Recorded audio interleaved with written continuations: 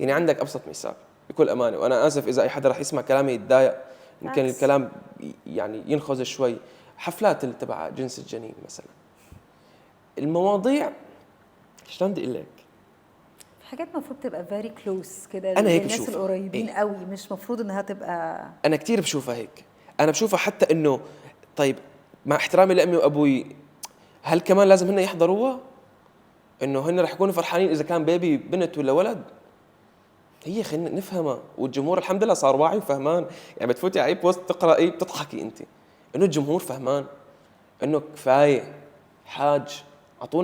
عطوا اليوم الجمهور شيء جديد، عطوا الجمهور شيء يستفاد منه. انا كثير بزعل على كميه صناع المحتوى يا ساندي الموجوده بالسوشيال ميديا اللي عم تعطي كونتنت جبار وحلو ومعلومات قيمه، ما عندها حدا، ما عندها حدا.